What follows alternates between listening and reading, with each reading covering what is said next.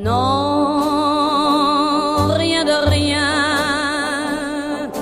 Non, je ne regrette rien. Ni le bien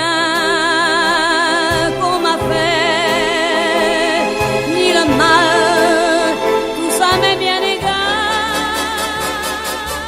Welcome back to Let's Think with me, your host, Shepard the Voluntaryist. And again, I'm going to just say big kudos to you, big thanks for being a thinker, for being open-minded, for thinking about big ideas. If you look ahead of you and you look behind you, the people in the cars there, are they listening to content that is making them smarter, that is helping them hone their beliefs and maybe change their beliefs if they were wrong about something?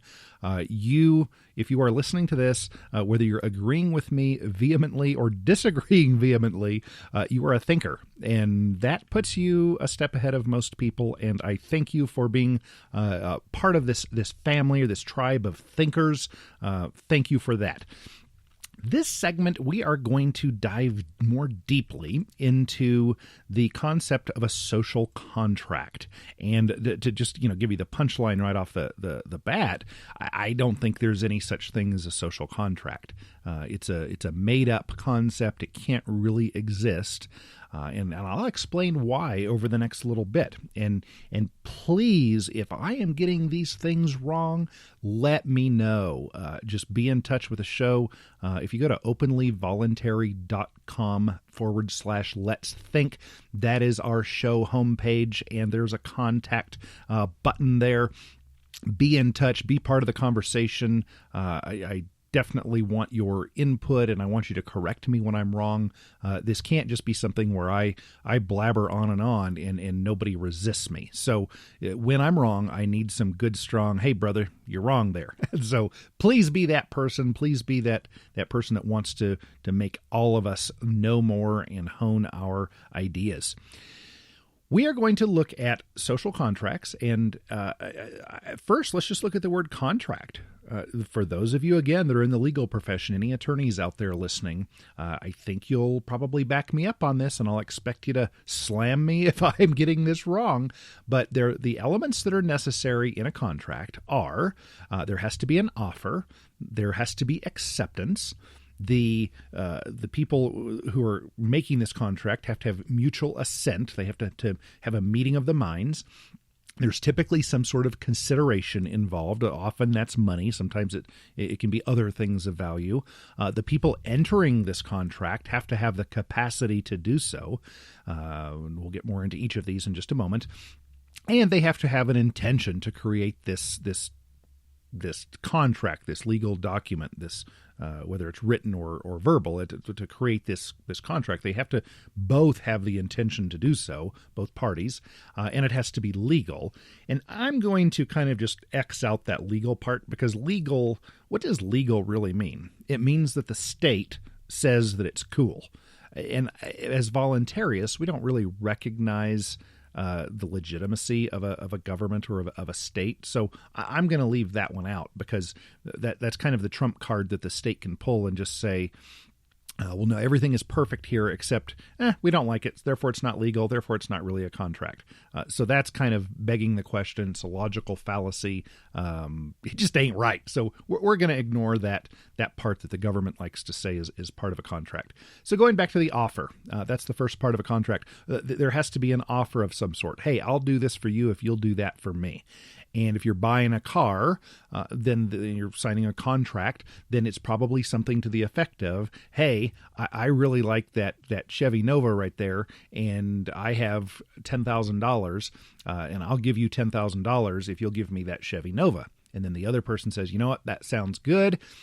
And when the other person says, that sounds good, that's acceptance. If the other person says, no, I think I need $12,000 for that Chevy Nova, and both parties go back and forth until they agree on $11,000, then that $11,000, that's acceptance. So now we've had an offer, we've had acceptance. The meeting of the minds, this is that both parties really truly agree. They agree that this $11,000 final price. That is what the contract is. They agree about what the exact Chevy Nova is, that it's a 1974 and it's this exact car. Here's the serial number on it, etc. This is the mutual assent. The consideration would be the exchange of a thing of value. In this case, exchanging a vehicle for money. The capacity, the next part, the next element that has to be there would be the capacity of the person. So I can't make an agreement to sell my Chevy Nova to someone who is in a coma. They have to have the capacity to understand. I probably can't make a lifelong contract with a child who hasn't yet developed the cognitive ability to enter into serious agreements. So I can't find a little 3-year-old and say, hey, little Bobby, do you agree to work for me for $1 a year for 80 hours a week for the rest of your life? And it's $1 a week. Plus, I'll give you a big scoop of ice cream right now. Well, that kid doesn't have the capacity to make that big of an agreement. So it's not really fair at that point. So that's why capacity is included. And then the next part is the intention to create a legal relationship. And legal, again, has to do with state involvement. So we can take that to be a bigger concept of most folks around here recognize a thing. And that isn't the definition of legal, but we're going to use that definition because if we think about a community that agrees about something, everybody agrees that Old Man Johnson's farm down there where that big tall willow tree is with a broken down tractor beside it, that's the corner of his property. And he can go out there and say, hey, does anybody disagree? And nobody disagrees year after year after year after year. That is, in a bigger sense, without, if we exclude governments, if we exclude the state, then we can say that that's legally his property. And maybe a better word is rightfully say that that's his uncontested property. So those are the elements of a contract. So let's look at what we were started this whole thing over, which is a social contract. Rousseau's, for example.